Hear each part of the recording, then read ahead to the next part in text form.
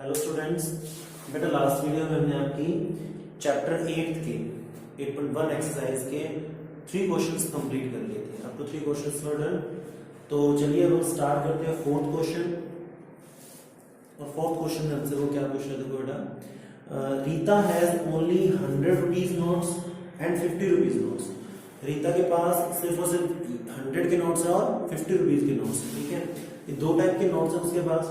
She has rupees 7,000 in total। उसके पास total जो रुपए है ना वो कितने हैं, 7,000 रुपीज है। टोटल रुपीज की बात हो रही है बेटा। ठीक है, फिर वो ये कह रहा था ratio of 100 rupees notes to 50 rupees notes is 5:4। जो 100 रुपीज नोट्स है अब ये और 50 रुपीज नोट्स हैं, उनके बीच में जो रेशियो है वो कितना बन रहा है, 5:4। अब ये रेशियो बेटा उनकी नंबरिंग में है ना कि रुपए में है। ठीक है, नंबरिंग मतलब कितने नोट्स 100 के और कितने नोट्स 50 रुपीज वाले हैं, उनका रेशियो, नंबरिंग का रेशियो है ये। ठीक है, 5:4 है। Then how many notes of each type does she have. तो उसके बाद अलग अलग जो ये 100 और 50 के नोट्स हैं वो एक्चुअल में काउंटिंग में कितने हैं, 100 के नोट्स कितने हैं और 50 रुपीज के नोट्स कितने हैं। तो चलिए स्टार्ट करते हैं। क्वेश्चन नंबर है हमारा 4 नंबर। हाँ जी, सबसे पहले हम क्या देखते हैं, 50 और 100 के नोट्स। ठीक है, ratio of ₹100 notes to ₹50 notes is equals to 5:4। अब पता है जब हम इनके साथ x लगा देंगे या जो भी कॉमन फैक्टर लगा देंगे तो वो हमारे कंप्लीट नंबर बन जाते हैं नोट्स के। देयरफॉर टोटल नोट्स ऑफ 100 5:4 है तो 500 से बिलोंग करता है ना, first belongs to first, second belongs to second. ठीक है, तो 100 5x हो जाएंगे एंड टोटल नोट्स ऑफ ₹50 4 है वो तो 4x। अब देखिए हमें जो दिया गया, जो टोटल अमाउंट जो दिया हुआ है ना वो रुपीज का है ना कि नोट्स की काउंटिंग का। रुपीज दिए हुए हैं 7,000। ठीक है, हमें ये नहीं दिया हुआ कि एक्चुअल में नोट्स कितने हैं, नोट्स की काउंटिंग ये है। ठीक है, तो नोट्स की काउंटिंग हमें नहीं दी गई है, हमें रुपए दिए गए इतने रुपए हैं। तो रुपए के इक्वल होते हैं, ये याद रखना है ना। तो यहाँ तो काउंटिंग है, 100 रुपीज के 5x नोट्स हैं और 50 रुपए वाले 4x नोट्स हैं। तो ये काउंटिंग है ना। नोट्स की काउंटिंग नोट्स की नंबरिंग के इक्वल नहीं होगी, ये रुपए एक की बात नहीं चल रही है जो इक्वल हो जाएगा, है ना। तो यहाँ पे 100 और 50 रुपए के नोट्स है बेटा, ये उनकी काउंटिंग है। तो काउंटिंग रुपीज के इक्वल नहीं बनेगी, तो पहले इनको रुपए में कन्वर्ट करना होगा, फिर रुपए के इक्वल बनेंगे। ठीक है, देयरफॉर देखो 100 रुपीज के 5x नोट्स है। ठीक है, अगर 100 रुपीज के 2 नोट है तो टोटल अमाउंट कितना हो जाता है, 100 into 2 हो जाएगा 200। ठीक है, 100 रुपीज के 3 नोट्स हैं तो 300 हो जाएगा। 100 रुपीज के 4 नोट्स हैं तो 400 हो जाएगा। तो सिमिलरली अगर 100 रुपीज के 5x नोट्स हैं तो कितने हो जाएंगे, 100 into 5x मतलब 500x हो जाएगा, 500x हो जाएगा बस। ठीक है, इतना ही है। तो ये रुपए बन जाएंगे, ये भी रुपए, ये काउंटिंग चल रही है, ये अमाउंट ऑफ 1 नोट है। ठीक है, कितना है, 100 रुपीज है, ये उनकी काउंटिंग है। तो मल्टीप्लाई करें टोटल अमाउंट बनता है ना, तो इसके अकॉर्डिंग चलिए यहाँ पे मैं क्या लिखूंगा, therefore amount of 100 rupees notes, 100 notes, 100 into 5x। ठीक है, तो ये बन जाएगा 500x। तो ये रुपए बन जाएंगे। एंड अमाउंट ऑफ ₹50 नोट्स, 50 रुपए नोट्स वालों का अमाउंट कितना है, 50 into क्या लगा देंगे, 4x लगा देंगे बेटा। तो 50 into 4 that will be 200x। ये भी रुपए बन गए। अब देखो मेरे पास अब रुपए बन चुके हैं, ये ये 100 रुपए नोट वाले रुपए इतने हैं और 50 रुपए नोट वाले 50 रुपए के नोट वाले रुपए कितने इतने।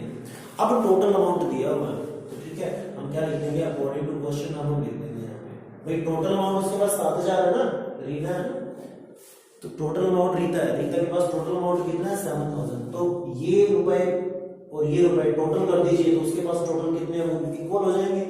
तो अकॉर्डिंग टू क्वेश्चन हम क्या लिखेंगे 500x plus 200x is equal to total amount कितना है भाई 7000 है। अब देखिए मेरे पास में क्या ये लाइक टर्म्स है, बिल्कुल वेरिएबल सेम है x x है तो ये लाइक टर्म्स है और लाइक टर्म्स में क्या होती है ऐड हो जाती है। तो मैं इन्हें ऐड कर देंगे 500x plus 200x 700x is equal to क्या है भाई 7000।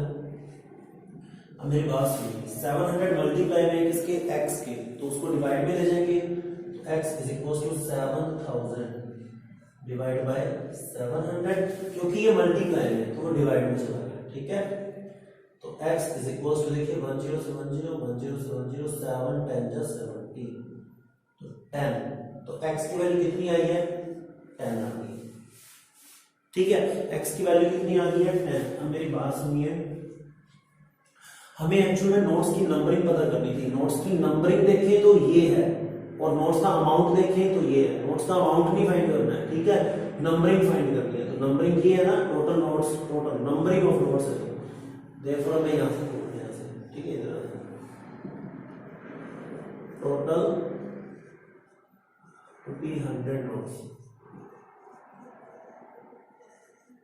Is equals to 5 into x कितना है भाई 10 50 एंड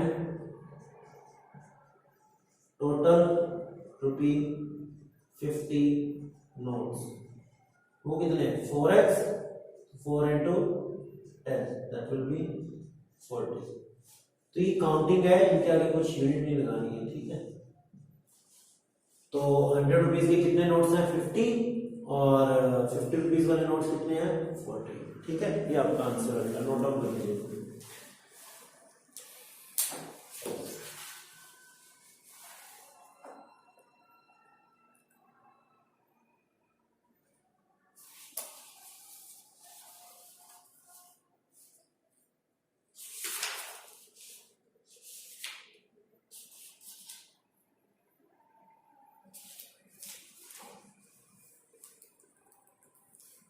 ठीक है बेटा, चलिए नेक्स्ट क्वेश्चन स्टार्ट करते हैं।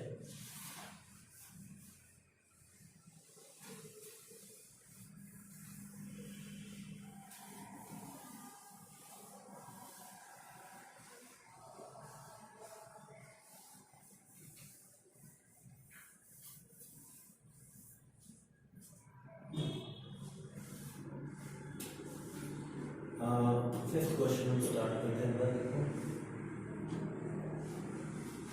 चलिए रीड करते हैं question. A library has 500 books. एक लाइब्रेरी के अंदर टोटल कितनी बुक्स हैं बेटा 500 बुक्स, ठीक है। There were history maths and science books. यहाँ पे कौन कौन से बुक्स हैं हिस्ट्री की, मैथ्स की और साइंस की बुक्स हैं, ठीक है। The ratio of the history to maths to science books is 2:3:5। अब देखो 3 के अंदर हमें क्या दिया गया है रेशियो दिया गया है। तो भाई 3 चीजों के अंदर हमें रेशियो दिया तो मैंने आपको बताया हुआ 3 चीजों के अंदर रेशियो कैसे बनता है, ठीक है ना। If 20 history 40 maths and 10 science books were added in the library. अगर अब लाइब्रेरी के अंदर हम 10 बुक्स तो हिस्ट्री की ऐड कर दें, 20 हिस्ट्री की 40 मैथ्स की और 10 साइंस की बुक्स को ऐड कर दें लाइब्रेरी के अंदर, तो नया रेशियो क्या हो जाएगा इन बुक्स के अंदर history to maths to science, ठीक है। तो लीजिए सबसे पहले जो गिवन है हम उस पर ध्यान देते हैं कि हमें दिया क्या होगा। टोटल बुक्स दी गई है 500, ठीक है। हिस्ट्री मैथ्स और साइंस की बुक्स है, ठीक है। टोटल बुक्स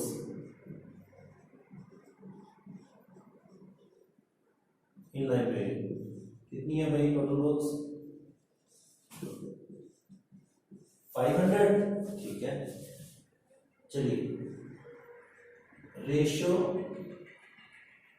ऑफ बुक्स और सबसे पहले हो history to maths to science. क्या है बेटा? 2:3:5। 2:3:5। चलिए, therefore बुक्स ऑफ हिस्ट्री, अगर वो रेशियो में पता है तो मैं x कॉमन फैक्टर लगा के उनकी पूरी अमाउंट फाइंड कर सकता हूँ। ठीक है, तो बुक्स ऑफ हिस्ट्री की बात करूं तो 2 रेशियो हिस्ट्री का, तो प्राइस ऑफ x क्या होगी? हिस्ट्री की बुक्स होगी हैं। Books of maths 3 times of x होगी हैं, क्योंकि maths related to second, and last one and books of science 5 of.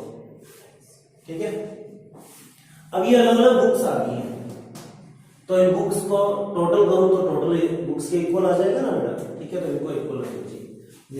Therefore अब अकॉर्डिंग टू क्वेश्चन चले हम, price of x plus 5 times of x is equal to क्या बन जाएगा? 500, क्योंकि इन सभी बुक्स को टोटल करें तो ही तो टोटल बुक्स लाइब्रेरी के अंदर बन रही है ना।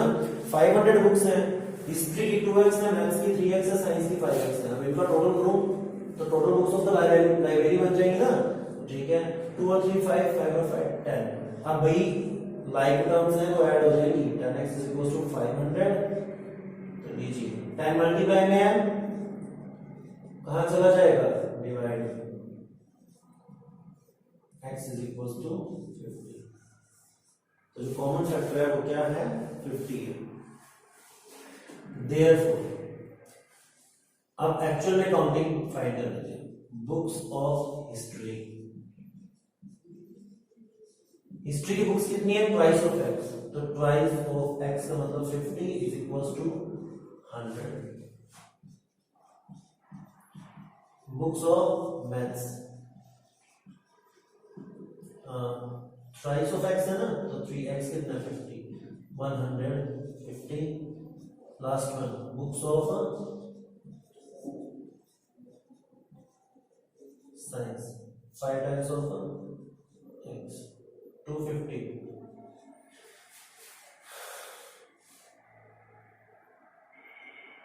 चलिए ठीक है,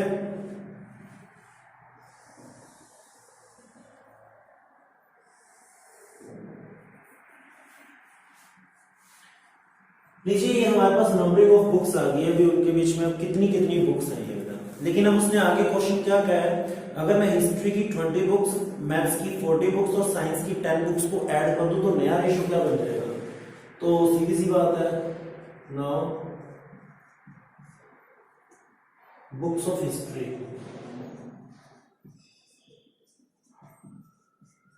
अब हमने हिस्ट्री की 20 बुक्स को ऐड करना है, तो वो हिस्ट्री में ऐड कर दीजिए। 100 plus 20 that is 120। Books of maths, maths के बुक्स कितनी हो जाएंगी? 40 बुक्स को ऐड कर रहा हूं मैं, तो 150 तो पहले से ही है, प्लस 40 मैंने और कर दिया, that will be 190। And last one books of science, science की ऑलरेडी कितनी है? 250 है, उसके अंदर मैं 10 ऐड कर रहा हूं, दैट विल बी 260। अब रेशियो फाइंड करना है इनके अंदर, देयरफॉर न्यू रेशियो, रेशियो कैसे आएगा?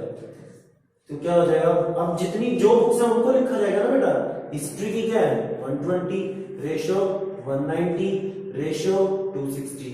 अब देखिए 0 0 0 सब में है, तो 0 हट जाएगा, 10 8 में, तो 12 रेशियो 19 रेशियो 226। इनके बीच में कोई कॉमन फैक्टर नहीं है, that means this is the new ratio. ये आपका क्या हो जाएगा? आंसर हो जाएगा। ठीक है, ये आपका क्या हो जाएगा? आंसर हो जाएगा। ठीक है,